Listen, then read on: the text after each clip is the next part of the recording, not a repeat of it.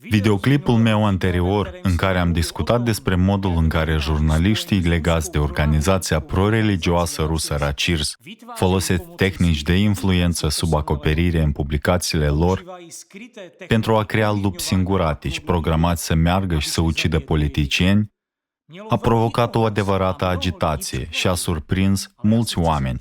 Dar permiteți-mi să vă întreb, de ce sunteți surprinși? Scuzați-mă, dar cine încă nu realizează că o serie de instituții media ne manipulează deliberat mințile? Cine nu vede că în timp ce există mass media adecvate, normale, care raportează pur și simplu evenimentele, există altele cu adevărat nebunești, care distorsionează realitatea și infectează oamenii cu o travă urii și agresivității, semănând frică și dezbinare în societate. De fapt, acestea nu sunt nebune, ci ne înnebunesc pe noi, bombardându-ne cu fluxuri de minciuni, dezinformare și negativism. Ele creează un mediu informațional toxic care ne otrăvește psihicul. După ce se uită la știri, oamenii suferă de stres și anxietate, în creștere vertiginoasă. Ei dezvoltă chiar probleme cardiace și ale sistemului nervos. Este imposibil să rămâi sănătos și echilibrat din punct de vedere psihic, în timp ce ești cufundat într-un astfel de mediu pentru o perioadă lungă de timp. Și cine nu a simțit asta personal? Așadar, aceste media agresive, nebunești, care învrăjbesc oamenii unii împotriva altora și distrug totul în calea lor, nu pot fi descrise decât ca fiind antiumane. Astfel de media sunt saturate de tehnici de manipulare, după cum demonstrează în mod clar rezultatele muncii lor.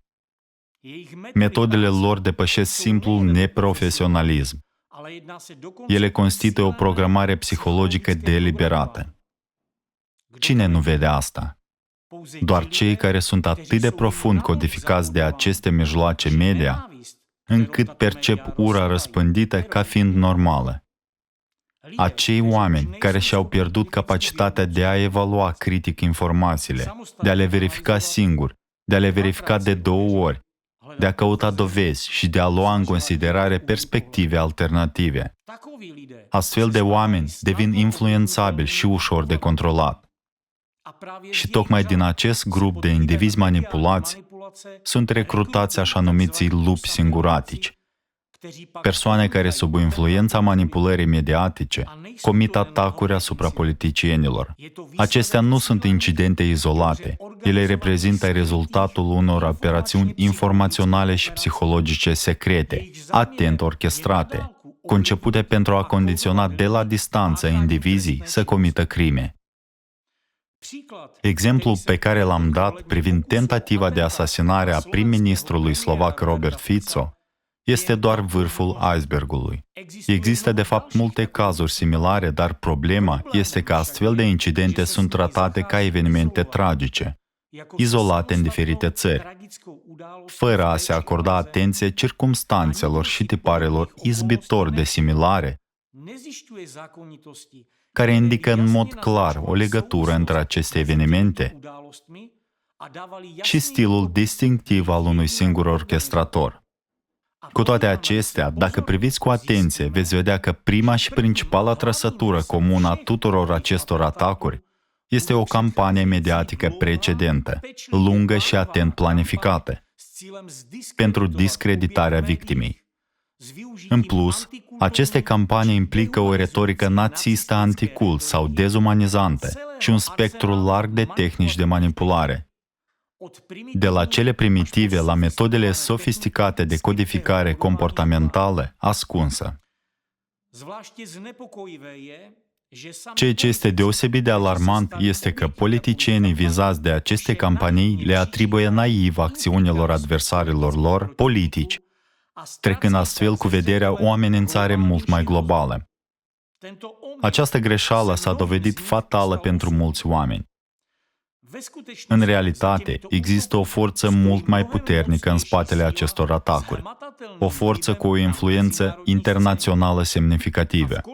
În cele din urmă, toate firele duc într-o singură direcție: organizația pro-religioasă rusă Rachirs și liderul acesteia, Alexander Dvorkin. Pentru a-mi susține afirmațiile, permiteți-mi să dau câteva exemple.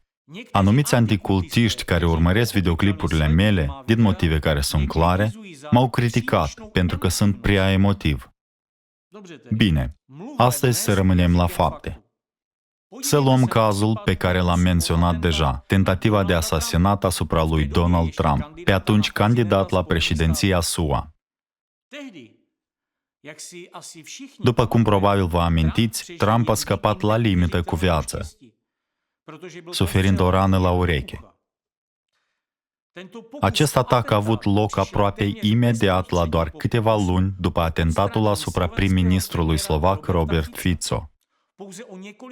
Similitudinile dintre cele două incidente sunt atât de izbitoare încât chiar Fico le-a remarcat într-o postare pe Facebook, notând că atacul asupra lui Trump a urmat aproape un scenariu de imitație. În ambele cazuri, un mecanism de condiționare informațională în masă, bine testat de Racirs, a fost lansat prin intermediul presei controlate, cu mult înainte de atacuri. Aceste puncte de difuzare presupus independente au injectat sistematic în conștiința publică implanturi subliminale, menite să incite la dezbinare și să încurajeze ura față de ținte. În perioada premergătoare tentativei de asasinare a lui Trump, anticultiștii și agenții lor media l-au demonizat și dezumanizat în mod activ, catalogându-l drept lider al unui cult, iar pe susținătorii săi drept cultiști, adică sectanți. Încă din 2019, anticultistul american Steven Hassan, angajat anterior în deprogramare, care presupunea răpirea unor persoane și supunerea lor la abuzuri psihologice și fizice pentru profit, și-a publicat cartea Cultul lui Trump.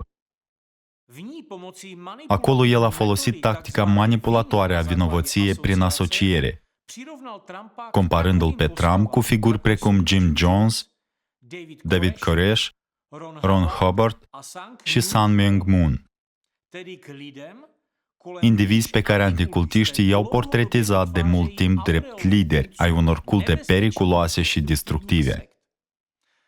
Hassan a mers chiar mai departe, afirmând că toți americanii care l-au susținut pe Trump sunt membri ai unui cult, care, potrivit lui Hassan, se află într-o stare de supunere hipnotică și nu sunt conștienți de propriile lor acțiuni.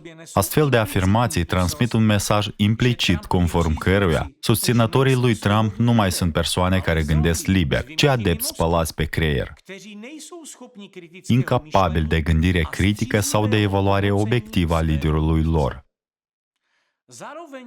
În plus, Hassan l-a descris pe Trump drept un lider narcisist, căruia nu-i pasă decât de el însuși. Ca să vă fie clar, aceasta nu a fost doar o altă carte despre Trump, scrisă de un autor obscur. La un moment dat, relatările anticult propagate de Hassan și de alți anticultiști au fost preluate și promovate în mod activ de principalele instituții media americane,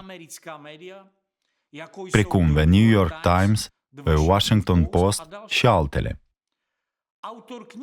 În plus, Hassan, autorul cărții The Cult of Trump, a devenit brusc un invitat căutat la principalele canale de televiziune americane. Acolo, el a răspândit cu încredere și perseverență narațiuni dezumanizante cheie despre Trump și susținătorii săi. Cumva Hassan a reușit chiar să pară la CNN ca expert,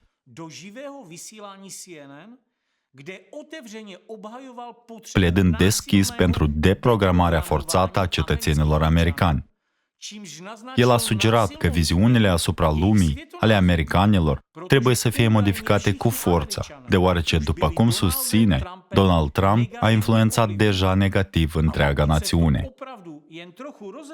Dacă săpăm puțin mai adânc și ne uităm la faptele care sunt la vedere, devine clar că anticultistul Steve Hassan nu are legături doar cu alți anticultiști din SUA, ci și din Europa și Rusia.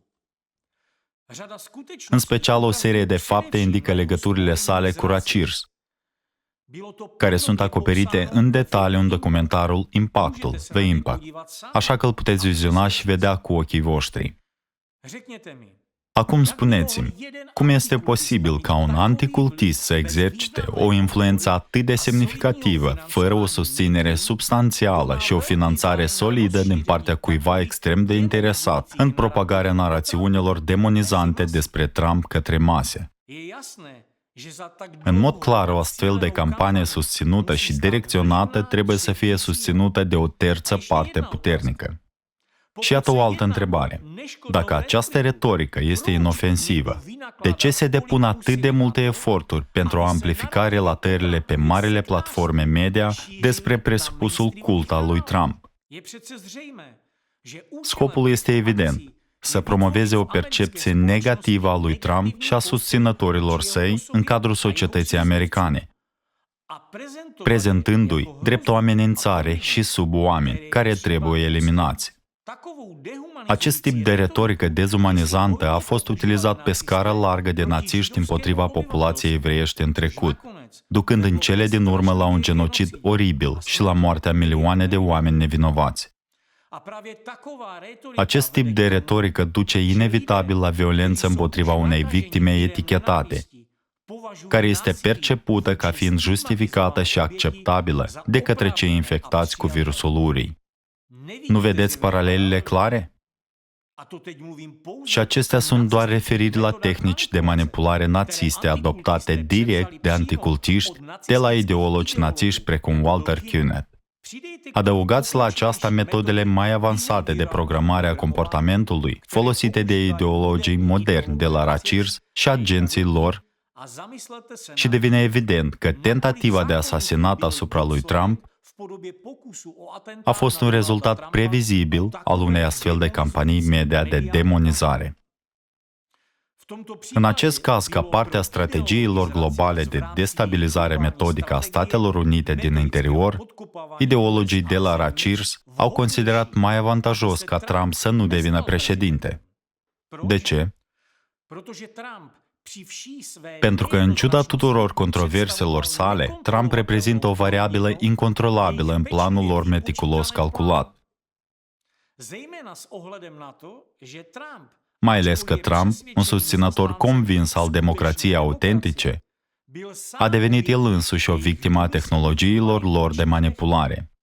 Imprevizibilitatea și hotărârea sa de a susține principiile democratice reprezintă o amenințare direct la adresa planurilor ideologilor Racirs, care vizează instituirea unui control din umbră asupra societății americane. În acest context, atentatul la viața lui Trump nu a fost doar un act izolat de violență politică, ci o demonstrație a cât de catastrofal de vulnerabilă este democrația în fața amenințării neonazismului reînviat de anticultiștii ruși din Racirs. Aceștia au transformat deja arena politică americană într-un câmp de luptă pentru războiul informațional. Sub pretextul susținerii libertății de exprimare, ei distrug sistematic fundamentele democrației, semănând haos și adâncind diviziunile dintre americani. Credeți că faptele pe care le-am prezentat sunt simple coincidențe? Atunci să ne uităm la un alt exemplu. Asasinarea fostului prim-ministru japonez Shinzo Abe în 2022. Permiteți-mi să reamintesc pentru cei care nu sunt familiarizați cu aceste evenimente, că Abe a fost ucis de un trăgător singuratic, un termen favorizat de anticultiști. Trăgătorul și-a justificat ulterior acțiunile, susținând că îl urăște pe fostul prim-ministru din cauza presupusului său sprijin pentru Biserica Unificării, cunoscută și sub numele de Moonies. Cu toate acestea, faptele reale demontează aceste acuzații. În realitate, Abe a trimis doar mesaje video la două evenimente găzduite de o organizație independentă din punct de vedere juridic, de Moonies, dar legată de aceștia prin fondatori comuni. Mai mult, Abe a fost doar unul dintre numeroșii lideri mondiali care au trimis înregistrări ale discursurilor lor la evenimentele acestei organizații, inclusiv Donald Trump. Acest lucru evidențiază o practică standard de angajament diplomatic.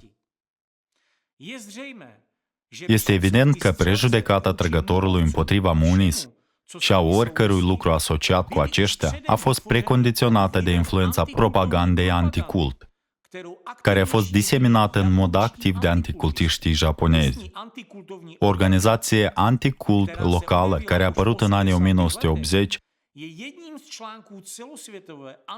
face parte dintr-o rețea anticult globală care colaborează îndeaproape cu anticultiștii americani și spanioli.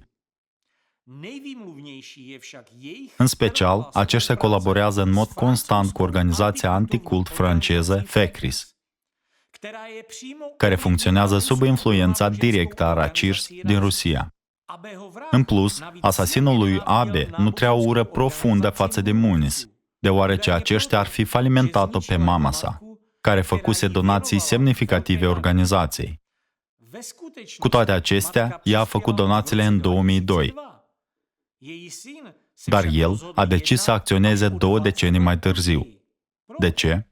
Ce explică o astfel de reacție întârziată? Și de ce și-a îndreptat ura, în special împotriva unui politician proeminent?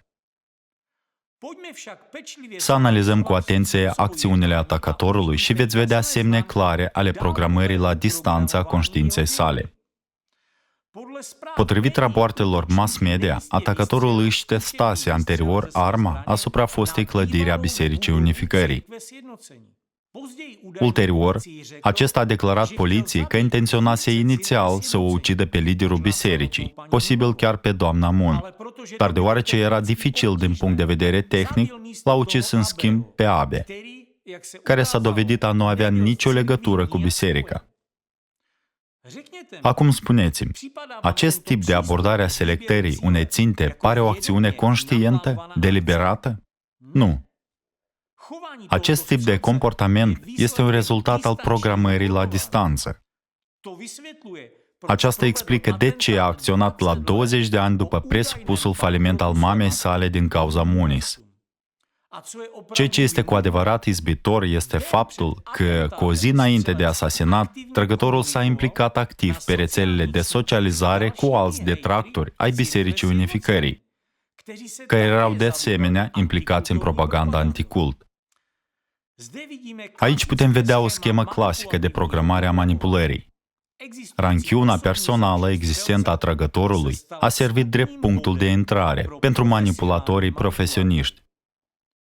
Dacă fapta sa ar fi fost motivată doar de dorința personală de răzbunare a trăgătorului, acesta nu ar fi așteptat 20 de ani. Mai mult, ar fi ales o altă țintă, dar nu a făcut-o. Acest lucru indică implicarea unei influențe externe. Cineva care a cultivat și amplificat cu abilitate ura, folosind tehnici secrete de condiționare psihologică, care au transformat în cele din urmă un om obișnuit într-un lup singuratic, cu o țintă clar desemnată. Dovada manipulării constă în însăși mecanica a ceea ce s-a întâmplat. Nu a fost un act spontan de răzbunare, ci rezultatul unei operațiuni atent planificate pentru a-i programa subconștientul. Predispoziția trăgătorului și trauma personală au fost doar puncte de intrare convenabile pentru manipulatorii specializați în transformarea indivizilor în ucigași. Acești manipulatori glorifică ulterior astfel de trăgători, creând noi imagini pentru un impact ascuns suplimentar. După cum se vede în cazuri precum Columbine și alte incidente similare. Implicarea anticultiștilor în asasinarea lui Abe este evidențiată și de evoluțiile ulterioare. După asasinarea lui Shinzo Abe, mass media a lansat o campanie agresivă și cinică fără precedent împotriva Bisericii Unificării. În loc să condamne ucigașul sau să investigheze rolul propagandei anticult în radicalizarea acestuia, anumite instituții media afiliate anticultiștilor au început să dea vina pe Biserica Unificării însăși, susținând că aceasta poartă responsabilitatea crimei. Această tactică de schimbare a rolurilor de victimă și făptaș este un exemplu clasic de tehnici de manipulare la nivel înalt, utilizate frecvent de anticultiști pentru a-și acoperi urmele. Anticultiștii au promovat în mod activ o poveste conform căreia Biserica Unificării a fost exact cea care a provocat acțiunile atacatorului. Prin intermediul mijloacelor media controlate, aceștia au creat o realitate distorsionată în care victima a devenit făptașul suprem și o entitate malefică. Folosind haosul pe care ei înșiși l-au creat, anticultiștii au început să facă lobby pentru noi legi și să pledeze pentru înființarea unei organizații similare cu UNADFI, o entitate anticult franceză care primește finanțare de la stat pentru a sprijini victimele cultelor. Ca urmare a acestei campanii orchestrate, guvernul japonez a promulgat noi legi împotriva așa numitelor culte, afectând în mod direct Biserica Unificării. Victimele acestei campanii manipulative împotriva cultelor au fost membrii nevinovați ai bisericii și familiile acestora, care s-au confruntat cu un val de amenințări, violență și ură alimentate de mass media. Membrii Bisericii Unificării, inclusiv copiii, s-au confruntat cu o hărțuire generalizată, amenințări cu moartea, persecuție și intimidare la școală și la locul de muncă. Deseori apelurile telefonice amenințătoare începeau cu fraze precum "am văzut la știri" sau "am auzit la televizor", ilustrând în mod viu modul în care retorica mediatică plină de ură inițiată de anticultiști incită la violență. Aceste persoane manipulate profesional să creadă că mass media nu minte, au crezut cu adevărat că au dreptul să comită acte de violență. Mai mult decât atât, valul de ură și isteria anticultelor s-au extins nu numai la Biserica Unificării, ci și la martorii lui Jehova, care s-au confruntat de asemenea cu atacuri.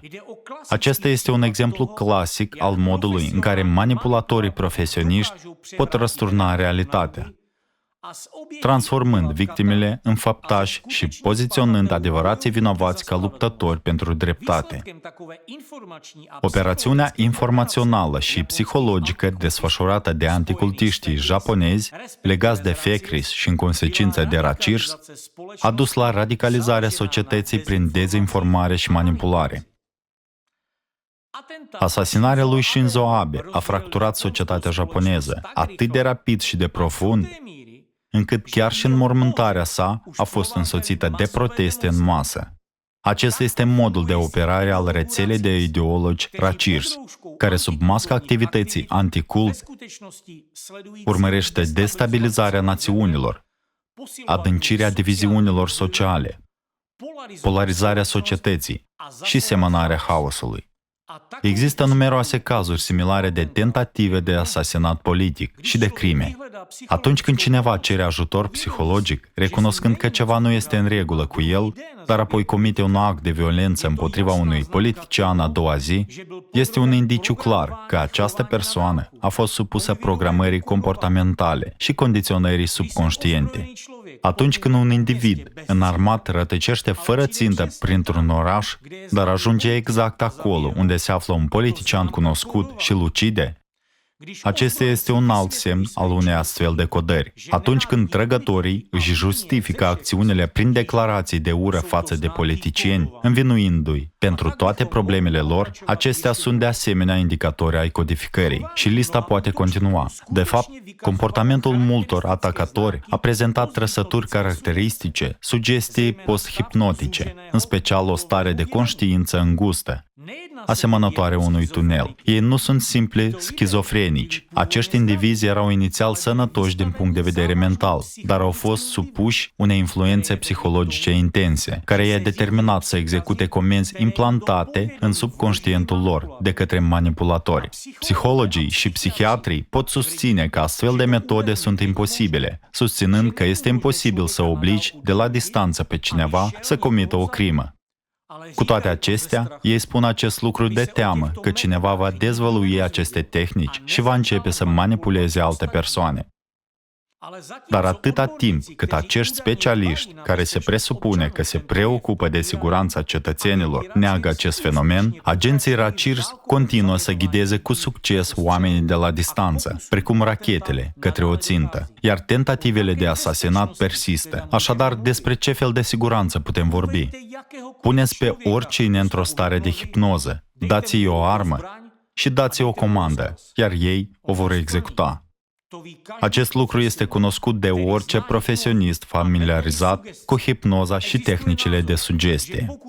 Există credința că dacă o persoană are o gândire critică bine dezvoltată, ea nu este susceptibilă la hipnoză, sugestie sau manipulări similare. Cu toate acestea, în cazul programării la distanță, gândirea critică nu este de niciun ajutor, deoarece aceste metode ocolesc bariera critică a conștiinței, influențând direct subconștientul unei persoane.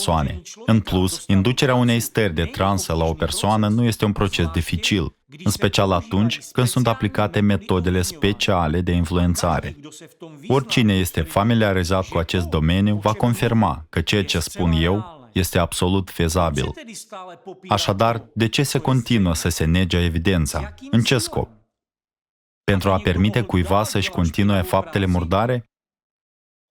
Mă adresez acum psihologilor și psihiatrilor, în special celor care sunt pasionați de acest subiect sau care poate chiar au efectuat experimente privind sugestia la distanță. Vă rog să confirmați, există sau nu astfel de metode?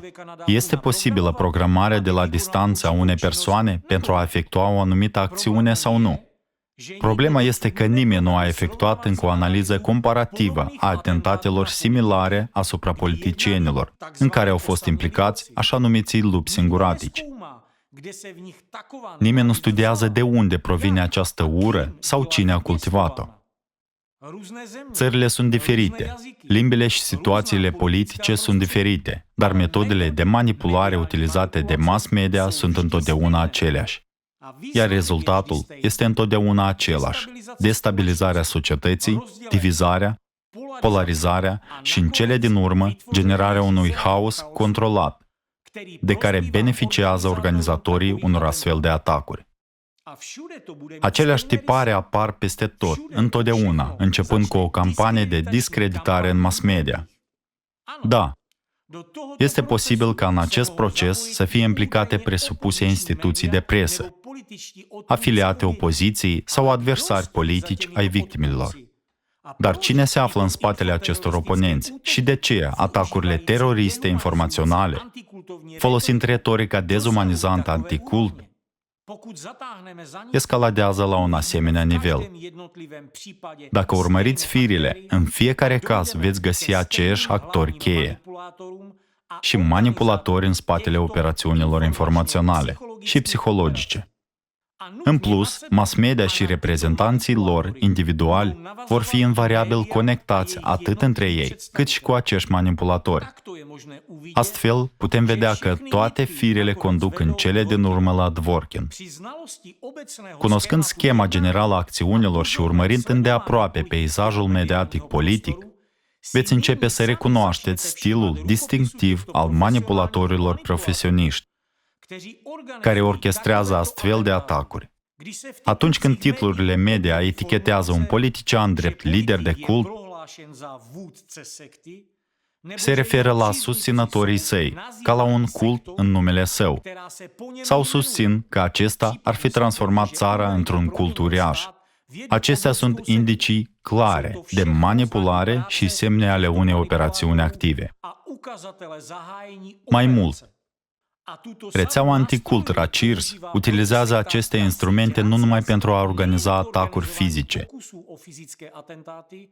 ci și pentru a distruge reputația politicienilor. Scopul lor final este de a elimina figurile politice indezirabile prin orice mijloace disponibile. Un exemplu frapant este recenta campanie anticult împotriva președintei Republicii Moldova, Maia Sandu. Titluri similare l-au vizat cândva pe Alexei Navalny în Rusia. Acestea sunt demonstrații clasice ale modului în care astfel de tehnici sunt utilizate de rețeaua RACIRS pentru a influența procesele politice și a manipula opinia publică. Ceea ce este alarmant este soarta politicienilor supuși unei astfel de dezumanizări de către anticultiști. Și cel mai îngrijorător lucru este că în stadiile incipiente, cei mai mulți dintre ei nu sunt conștienți de cât de periculos este procesul. Deoarece acolo unde astăzi există doar etichete insultătoare, mâine va fi persecuție, iar poimâine va fi violență fizică. De asemenea, este important de remarcat faptul că agenții RACIRS își adaptează retorica la contextele locale. Este posibil ca termenii cult sau sectă să nu fie întotdeauna utilizați în mod explicit. Cu toate acestea, metodele rămân aceleași. O retorică dezumanizantă care vizează un anumit politician, prezentându-l drept dușman, care se presupune că divizează societatea, care este periculos sau care distruge țara și așa mai departe. Toate acestea vor fi făcute de aceleași persoane care, atunci când sunt investigate, se dovedește că au legături cu RACIRS. Tehnicile de manipulare utilizate pentru a influența masele vor fi de asemenea identice, chiar dacă sunt omise marcajele de cult sau sectă. Iar rezultatul va rămâne neschimbat dacă își propun un astfel de obiectiv, și anume eliminarea unui anumit politician de pe scena politică și apariția așa numiților lupi singuratici. Acestea nu sunt incidente izolate, ci părți ale unei strategii globale a ideologilor, RACIRS, în care fiecare caz este doar vârful vizibil al unei operațiuni mai ample de remodelare a peisajelor politice. Învățând să identificați aceste scheme, puteți anticipa evenimentele cu mult înainte ca acestea să atingă apogeul. Exemplele pe care le-am menționat, inclusiv atacurile asupra lui Fico, Trump și Shinzo Abe, evidențiază cât de activ și agresiv au intervenit și continuă să intervină agenții RACIRS în alegerile și procesele politice din diferite țări, promovându-și interesele și atingându-și obiectivele. Dacă vă uitați în jur, veți vedea amploarea operațiunilor lor și veți recunoaște că interferența lor este evidentă în multe țări. Oriunde operează ei, creează haos și confruntări. Există de asemenea multe cazuri în care oamenii influențați de manipularea mediatică și plini de ură și nemulțumire atacă politicienii în mulțimi. Există nenumărate exemple de indivizi din mulțimi care aruncă cu noroi sau vopsea în politicieni și așa mai departe. Astfel de acte sunt adesea comise de persoane cu psihic labil, care sunt ușor influențabile. De ce fac ei așa ceva? La urma urmei, ei nu cunosc personal politicianul și nici nu știu nimic despre viața acestuia. Iar înțelegerea lor despre activitatea politicianului se limitează la relatările furnizate de canalele media, pe care le urmăresc frecvent, sau de ziarele pe care le citesc cu regularitate. Oamenii acționează astfel pentru că sunt manipulați, deși nu sunt conștienți de acest lucru. Astfel de atacuri ale mulțimii au loc mult mai des decât atacurile solitare, deoarece responsabilitatea personală se disipează într-o mulțime, ceea ce o face mai ușor de manipulat. O mulțime poate fi mai ușor incitată, infectată cu ură și direcționată spre agresiunea dorită de manipulator împotriva unei anumite figuri politice. Deși orchestrarea atacurilor individuale este mai complexă din punct de vedere tehnic, aceste metode sunt de asemenea perfecționate, de exemplu, prin împușcături în școli și în masă. Aruncați o privire mai atentă și veți fi îngroziți de modul în care astfel de incidente sunt de fapt orchestrate. După un nou incident cu împușcături într-o școală, investigați școlile și cartierele din jur. Veți descoperi o creștere bruscă a tulburărilor bipolare în rândul copiilor și adolescenților. De ce apare o astfel de epidemie în masă? După cum am menționat anterior, tulburarea bipolară este o consecință inevitabilă a programării comportamentale, la distanță, deoarece implică interferențe violente cu subconștientul uman. Firește, acest lucru lasă cicatrici psihologice asupra celor prinși în capcana unei astfel de codificări informaționale. Vorbiți cu acești copii și veți fi șocați să aflați cât de mulți adolescenți au avut gânduri similare de a efectua împușcături în masă, atât în școala afectată, cât și în cele învecinate. Astfel, toate îndoielile dumneavoastră cu privire la spontaneitatea unor astfel de evenimente vor dispărea ca fumul. Vă va deveni clar că povestea unui lup singuratic, inspirat de videoclipurile de la Columbine, este o explicație simplistă a unui proces orchestrat complex. Realitatea este mult mai sumbră. Înainte de fiecare nouă împușcătură la școală, nenumărate persoane au avut gânduri similare și mulți elevi au planificat meticulos scenarii violente în mintea lor. Ceea ce este deosebit de alarmant este escaladarea rapidă a utilizării acestor metode. De aceea am spus și voi spune din nou că aceste metode folosite de agenții RACIRS sunt mai terifiante decât armele de distrugere în masă. Rezultatele lor sunt mai grave decât urmările radiațiilor unei explozii nucleare. Pentru a vă da o idee despre adevărata amploare a violenței împotriva politicienilor, permiteți-mi să vă prezint câteva statistici. Gradul de violență împotriva politicienilor este evident în Germania. Într-un singur an, între 2022 și 2023, infracțiunile îndreptate împotriva politicienilor au crescut cu un procent uluitor de 183%. Aceste cifre nu numai că evidențiază o tendință pan-europeană, dar subliniază de asemenea o criză în creștere. În diferite țări, astfel de presiuni și amenințări determină potențialii candidați să se retragă din viața politică, în timp ce politicienii activi își încheie prematur cariera.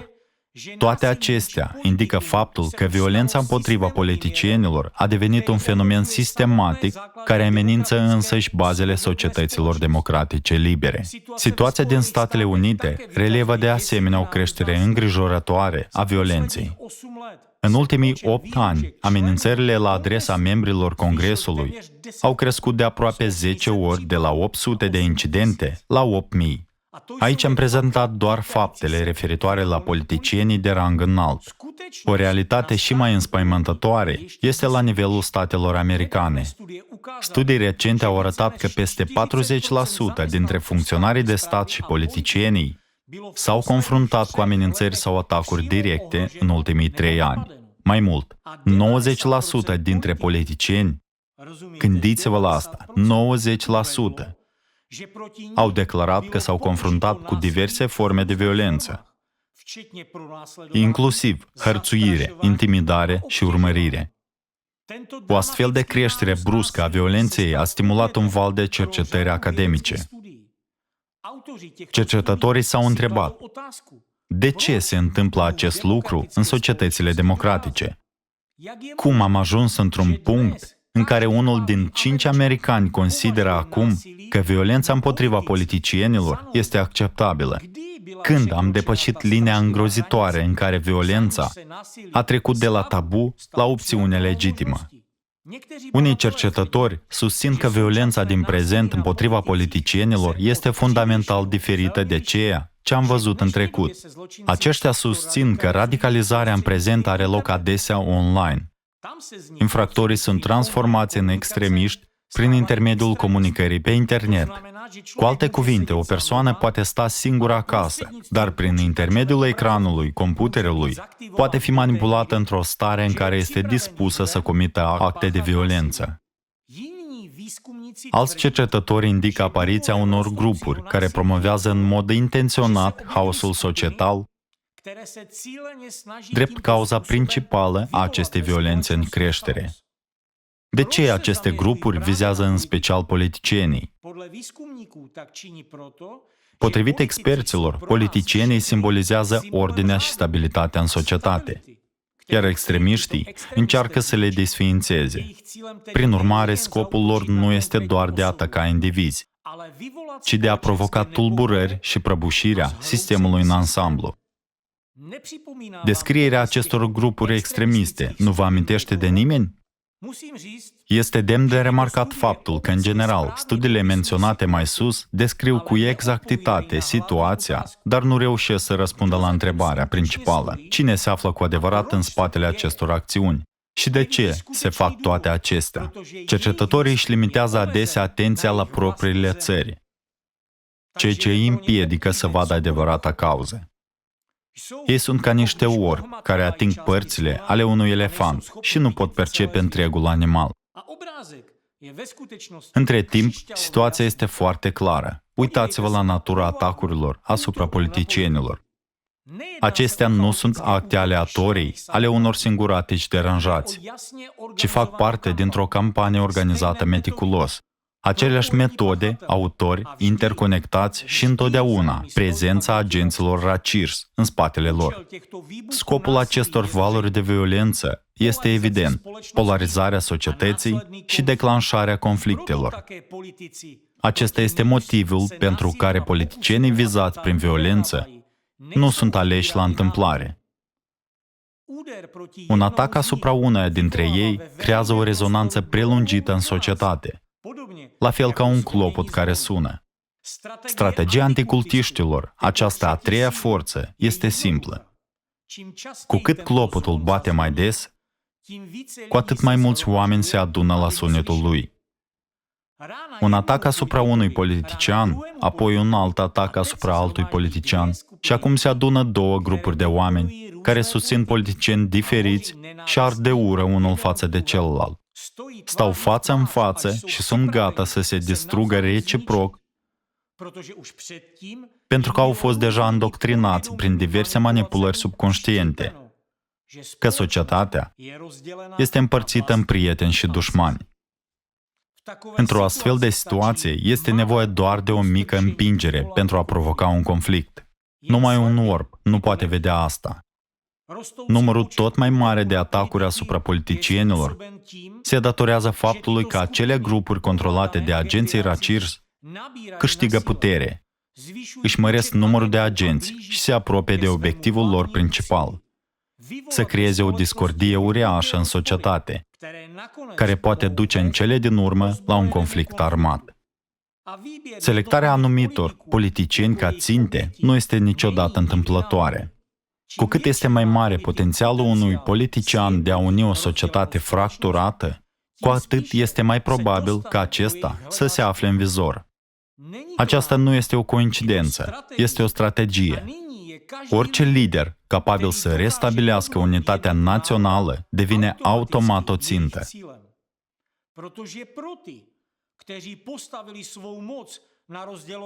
Deoarece o astfel de figură reprezintă cea mai mare amenințare pentru cei care prosperă pe baza divizării societății. Să ne uităm la ce s-a întâmplat în Statele Unite în ultimii 30 de ani. În această perioadă s-au intensificat mai multe tendințe alarmante. Politicienii au fost din ce în ce mai atacați, iar numărul împușcăturilor în masă a crescut. În același timp, organizația pro-religioasă rusă RACIRS devenea tot mai puternică și mai puternică. Europa democratică a asistat de asemenea la o creștere fără precedent a agresiunilor împotriva politicienilor. Ceea ce a fost considerat cândva o anomalie a devenit acum o realitate sinistră. Cu toate acestea, aceste infracțiuni izolate sunt doar vârful icebergului.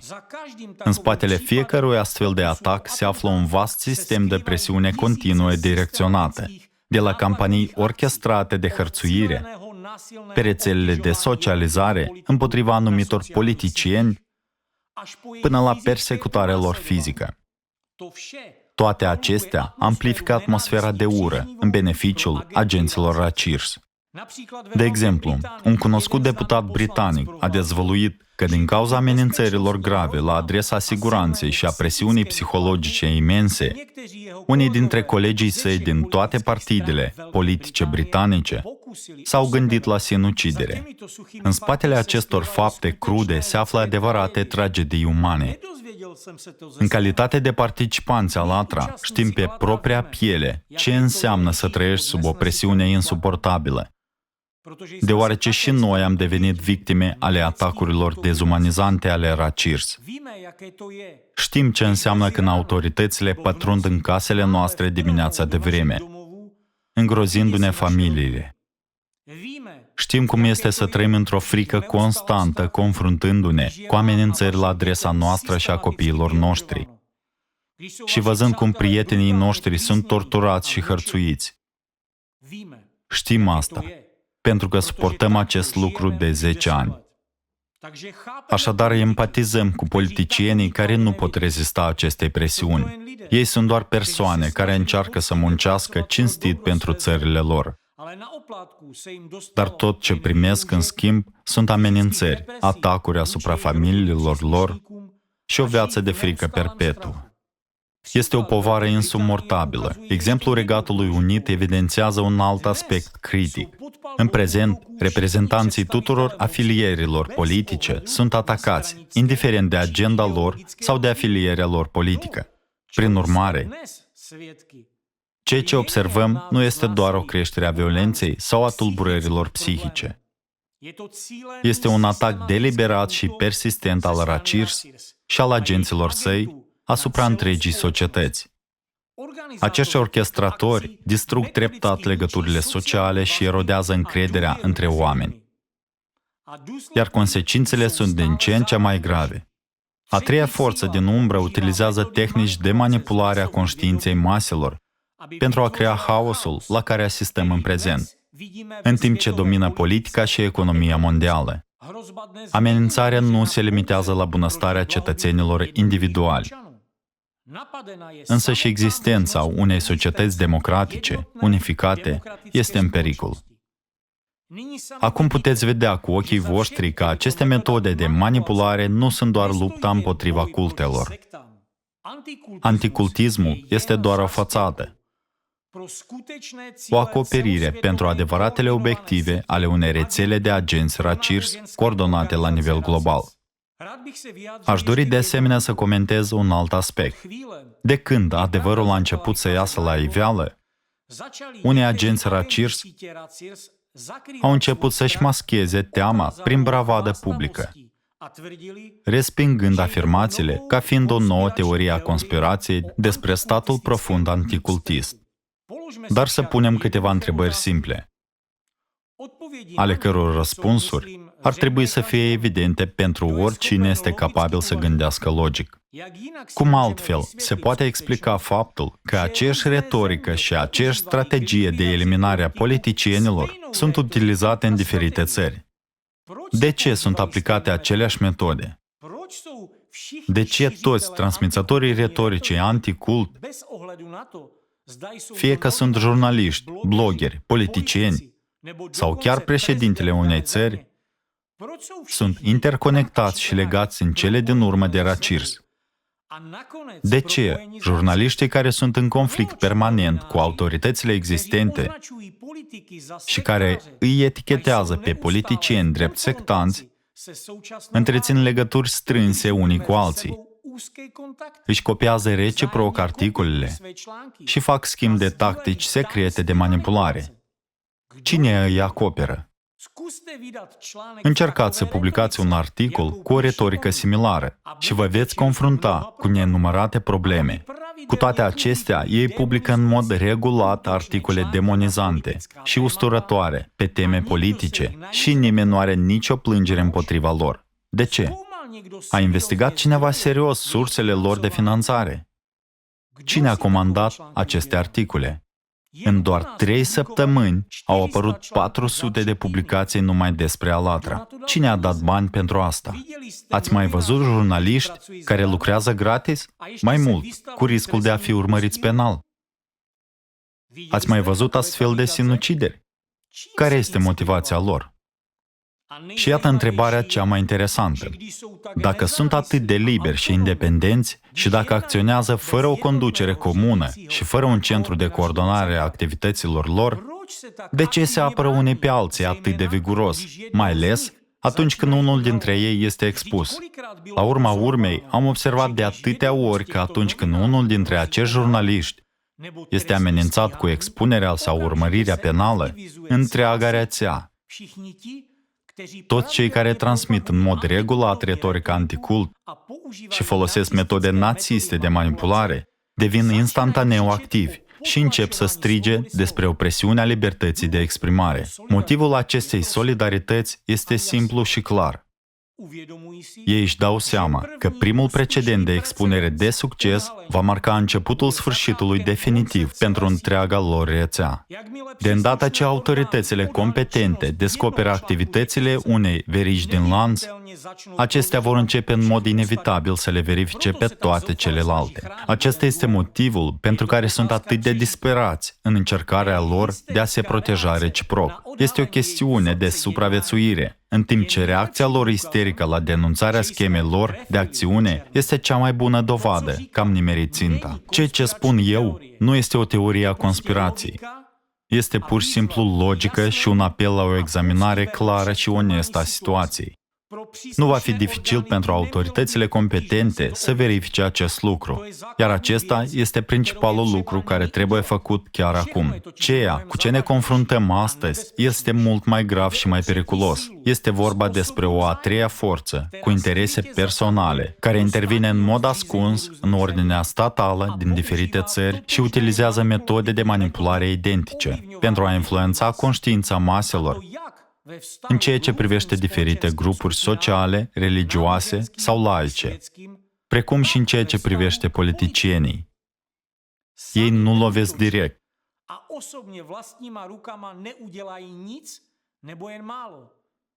ci îi manipulează pe alții să atace și să ucidă. Ei transformă oamenii în arme și apoi îi îndreaptă ca pe niște rachete către ținte. Ar fi mai corect să spunem că în cadrul întregii rețele RACIRS există diviziuni clare, așa numitele ligi inferioare și superioare. Liga inferioară prosperă pe baza celor mai primitive, dar încă eficiente narațiuni dezumanizante. Sunt obsedați de lupta împotriva cultelor și sectelor. Cuvinte la modă precum secte periculoase, violență, ritualuri oculte sau expresii precum vor să se sinucidă în masă. Cazul Waco este un exemplu clasic a ceea ce rezultă din activitățile destructive ale unei asemenea ligi inferioare de agenți RACIRS. Deși este una inferioară, aceasta a provocat o durere incredibilă pentru milioane de oameni. Puteți citi mai multe despre aceasta pe site-urile web ale jurnaliștilor independenți. Dar cum rămâne cu Liga Superioară? Exact acolo sunt ambițiile lor globale. Ei atacă politicienii, construiesc cu abilitate și artă campanii de discreditare împotriva lor, îi stigmatizează și îi dezumanizează. Folosesc o retorică similară, dar ușor modificată, ca în cazul acelor grupuri pe care le etichetează drept secte și culte, și implantează cu măiestrie o imagine negativă a unui anumit politician în mintea maselor, forțându-i pe oameni să gândească așa cum vor agenții RACIRS. Singurii oameni care nu cedează sunt cei care își păstrează gândirea critică și ca indivizi sănătoși la cap au o reacție naturală de genul cine naiba ar crede așa ceva. Cu toate acestea, o anumită parte a oamenilor cu un psihic labil, care au fost deja codați puzzle și spălați pe creier de către anticultiști, vor crede. Și nu au nevoie de mai mult decât atât. Este un procent infirm, dar creează o asemenea agitație încât divizează societatea. Astfel, atunci când un politician este dezumanizat cu succes în ochii publicului și autoritatea sa este subminată, Liga inferioară se implică și începe să urle ca o haită de câini de stradă. În consecință, în cel mai bun caz, politicianul iese din cursă, în timp ce, în cel mai rău caz, oamenii încep să-l atace pe stradă, pentru că, în acest fel, agenții RACIRS stârnesc ura sau apar lupi singuratici, pentru care aceiași agenți stabilesc în mod artificial o țintă, un politician indezirabil pentru ei. Aceștia urmăresc dezumanizarea politicienilor, nu numai pentru a bloca accesul la putere al anumitor persoane, care le-ar putea obstrucționa obiectivele, ci și pentru a recruta noi agenți în rândul acestora, folosindu-i pentru a introduce legi care subminează sistemul democratic al țării. RACIRS și întreaga rețea aflată sub controlul său nu numai că interferează în alegerile din diferite țări, influențează politicienii și retorica lor, dar pot de asemenea să creeze revolte și discordii, influențând conștiința maselor. Politicienii sunt obligați să le urmeze exemplul pentru a-și menține statutul și puterea. Acesta este modul în care sunt promovate legile pretins antisecte și anticult, pe care complicii Racirs le acoperă în ambalajul protejării societății de amenințări. Între timp, sub pretextul pretins plauzibil, oamenii sunt de fapt privați de drepturile lor democratice legale, iar însă și esența democrației se prăbușește treptat. Priviți ce rezultate au obținut deja în diferite țări. Am văzut deja ce au provocat activitățile lor în Ucraina. Chiar acum suntem martori la modul în care aceleași forțe alimentează în mod intenționat confruntarea dintre creștinism și islam. Din nou, în umbra acestor evenimente găsim aceiași actori strâns legați între ei. Chiar și în China, aceștia au reușit să forțeze Partidul Comunist să meargă împotriva propriului popor. Le-au insuflat teamă și au făcut ca guvernul să înceapă să-și distrugă propria națiune. Și priviți ce au provocat deja în Rusia activitățile acestor manipulatori. S-ar putea să aveți o întrebare. Ce legătură are Rusia cu asta? Dacă centrul ideologic al acestei rețele internaționale de agenți se află în Rusia, este logic să presupunem că ei ar trebui să acționeze în interesul acesteia. Totuși, cum puteți explica faptul că politicienii cu așa numitul vector pro-rus devin de asemenea țintele lor? Ca Fico, de exemplu.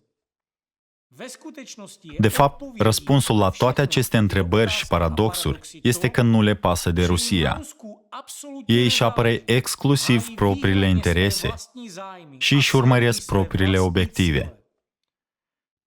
Prieten pentru ei este cineva care este de partea lor și le îndeplinește misiunile, și atâta timp cât el sau ea rămâne convenabil. De îndată ce presupusul prieten devine incomod, ei spun că nu-l cunosc și scapă de el. Racirs nu are patrie, așa cum nu are nici liderul lor principal, Dvorkin. Poate părea ridicol faptul că după 15 ani de viață în SUA, s-a stabilit în Rusia, pentru a începe de acolo renașterea nazismului. Dar în realitate, acesta este geniul lui Dvorkin. Pentru că dacă facem un pas înapoi și privim lucrurile la o scară mai largă, desfășurarea unui astfel de plan global pentru instaurarea totalitarismului mondial va fi mai puțin vizibilă în țara care a suferit cel mai mult din cauza nazismului și care este mândră de victoria sa asupra acestui rău universal. Acest lucru este deja vizibil cu ochiul liber, dacă vă uitați la divizarea actuală din cadrul societății ruse.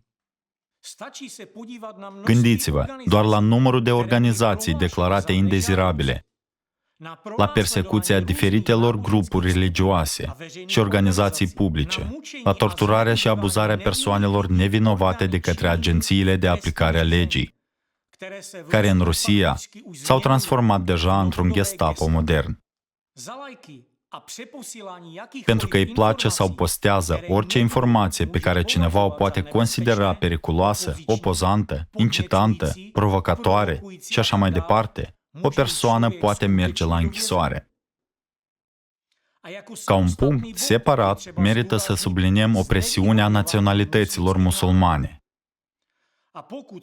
Dacă vă uitați cu atenție la retorica principalilor ideologi ai organizației pro-religioase ruse Racirs, veți vedea clar cine face lobby pentru încălcarea popoarelor musulmane din Rusia mai mult decât oricine altcineva. Acest lucru indică faptul că agenții Racirs nu lucrează pentru Rusia. Ei lucrează pentru ei înșiși. S-ar părea că sunt niște luptători împotriva presupuselor culte și secte. Dar în realitate, sub acoperirea intereselor Bisericii Ortodoxe Ruse, ei reînvie nazismul și construiesc o religie și o națiune titulare, chiar sub ochii tuturor. Ei se acoperă doar cu retorica patriotică, în timp ce, de fapt, promovează legi care suprimă orice principii ale democrației. Iar acum încep să promoveze narațiuni despre imperiu și aducerea înapoi a unui țar. Acest lucru este chiar mai rău. Se dovedește a fi o simbioză a națismului și comunismului, cu aspirațiile imperiale de a readuce un ordin regal. Este suficient să analizăm faptele, citatele și declarațiile ideologilor și complicilor Racirs pentru a ne convinge rapid că planurile lor sunt controlul total, puterea și tirania. La urma urmei, națismul nu poate exista fără violență, război și expansiune. Aceasta este ceea ce urmăresc: distrugerea principiilor democratice, semănarea haosului și instaurarea unui regim totalitar. Mulți oameni se întreabă, cine se află în spatele tuturor proceselor din Rusia și dintr-o serie de alte țări? Un guvern din umbră? Nu. În spatele tuturor acestor lucruri se află un singur om, instabil mental și în același timp genial, care conduce la nivel global întreaga orchestră a agenților săi în mass media și care a reușit deja să îngenuncheze întreaga Rusie. Același om a influențat ideologia președintelui rus, într-o asemenea măsură, încât președintele chiar vorbește în cuvintele acelui om, care are de fapt un certificat de tulburări mentale. Totul a fost realizat de un singur om, Alexander Dvorkin, ideologul șef al organizației pro-religioase ruse Racirs. Oricare ar fi evenimentul pe care începi să-l descălcești, toate firele duc doar la el, ca la păianjenul din centrul unei pânze. Chiar acest om nu a dormit zile și nopți și a petrecut mult timp studiind metodele de manipulare și influență asupra conștiințelor. El este condus de obiectivul global de a instaura o putere totalitară. Datorită conexiunilor sale și experienței adoptate de la profesorii săi, succesori direct ai nazismului, acest om a reușit să facă ceea ce nimeni altcineva nu a făcut. A pus lumea în genunchi. Acum și-a format propria armată din umbră, care terorizează miliarde de oameni și distruge treptat lumea. Dar spuneți-mi, de ce nu au fost încă dezvăluite cele 30 de ani de activități destructive ale acestei rețele internaționale de agenți? La urma urmei, în diferite țări au existat atât de multe avertismente cu privire la Dvorkin și agenții săi din partea diferitelor personalități publice, oameni de știință și organizații pentru drepturile omului. Au fost publicate numeroase rapoarte, iar multe comisii au colectat date și au făcut apel la comunitatea internațională pentru a atrage atenția asupra crimelor și extremismului comise de Dvorkin. Nu avem niciun răspuns la această întrebare, cu excepția geniului său. Acesta este un război invizibil și se desfășoară de foarte mult timp. Războiul lui Dvorkin împotriva întregii lumi. Activitățile rețelei sale de agenți din întreaga lume, înarmați cu metode sofisticate de manipulare, reprezintă cu adevărat o amenințare pentru noi și pentru viitorul nostru. Dacă credeți că armele de distrugere în masă sunt depozitate în depozite nefolosite, vă înșelați. Adevăratele arme de distrugere în masă cu acțiune selectivă sunt utilizate pe scară largă de agenții organizației pro-religioase ruse Racirs. Într-adevăr, în multe țări, activitățile rețelei de agenți Racirs sunt bine deghizate, dar acțiunile lor sunt totuși ușor de recunoscut datorită metodelor caracteristice folosite cândva de Walter Künneth pentru a transforma un partid național-socialist obișnuit în națiștii, așa cum îi știm astăzi. În realitate, rădăcinile acestor tehnici de manipulare merg mult mai adânc în istorie. Sunt vechi de milenii. Amintiți-vă povestea lui Iisus Hristos, a cărui învățătură a fost de asemenea etichetată drept sectă.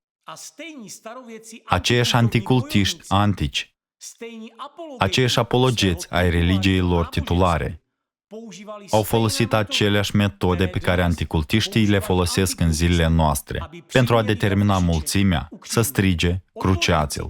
Experții care înțeleg psihologia umană și psihologia maselor știu foarte bine ce mecanisme specifice au fost aplicate atunci.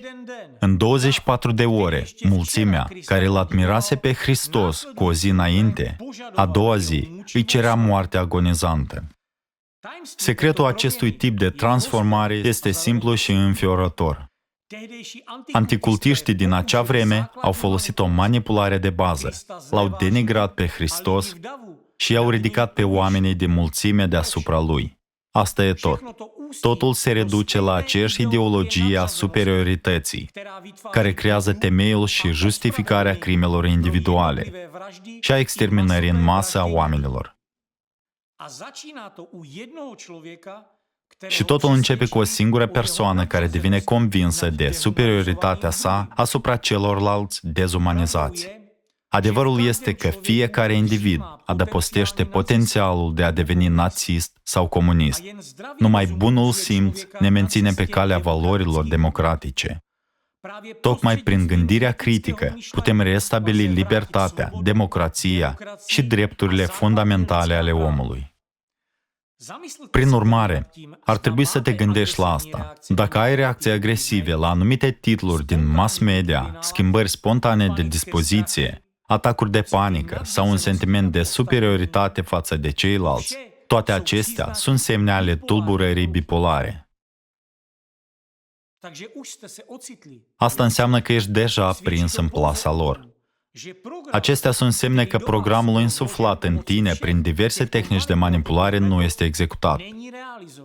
Dacă programul de distrugere nu este executat în exterior, ceea ce înseamnă că nu acționați pe baza ceea ce a fost implantat, începe să se întoarcă spre interior, distrugându-vă din interior. Prin urmare, singura modalitate de a rupe acest cerc vicios este să realizezi ce se întâmplă pentru a te elibera de programele destructive impuse și pentru a-ți recăpăta controlul asupra minții tale. Și acum aș dori să fac apel la toate persoanele implicate în domeniul juridic, la apărătorii drepturilor omului și la experții în psihologie. Vă rog să priviți și să examinați critic toate faptele pe care le-am prezentat în acest video și în cele două video anterioare. Aceasta este într-adevăr o renaștere a nazismului într-o formă ascunsă. Dacă este o amenințare sau nu, lăsați agențiile de aplicare a legii și avocații să evalueze. Noi nu ne putem asuma astfel de funcții. Noi doar prezentăm faptele.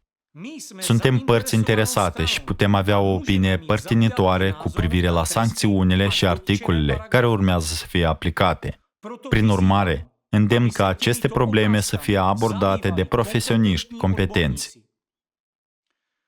Dacă sunteți preocupați de viitorul dumneavoastră și de viitorul copiilor dumneavoastră, dacă sunteți preocupați de viitorul democrației, studiați acest lucru temeinic.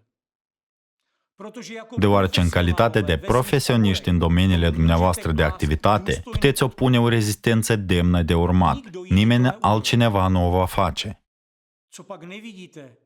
Nu vedeți că aceasta este o rețea periculoasă, foarte bine coordonată de agenți care distrug în mod activ omenirea? Uitați-vă doar la soarta grupurilor pe care le vizează. Luați martorii lui Jehova. Au fost persecutați de națiști și comuniști, iar acum sunt persecutați în Rusia modernă, prin aceeași metodologie. Ce este atât de teribil la acești oameni? Faptul că nu încalcă legile? Că sunt iubitori de pace și profesează principiul dacă cineva te lovește peste obrazul drept, oferă și obrazul stâng? Cei care sunt familiarizați cu ei știu despre ce vorbesc. Acești oameni sunt inofensivi, sunt harnici și onești, dar sunt persecutați pentru a intimida restul populației.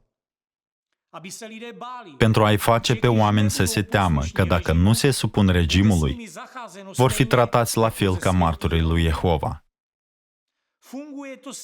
Funcționează la fel ca orice atac terorist. este îndreptat nu atât împotriva victimei, cât împotriva celor care privesc. Victima unui atac terorist este ca o victimă sacrificată pentru ca anticultiștii să influențeze mulțimea, să aibă un impact asupra maselor. Timp de mulți ani, martorii lui Jehova au fost astfel de victime de sacrificiu. În Rusia au fost declarați extremiști pentru că Dworkin a spus că ar putea lucra pentru America.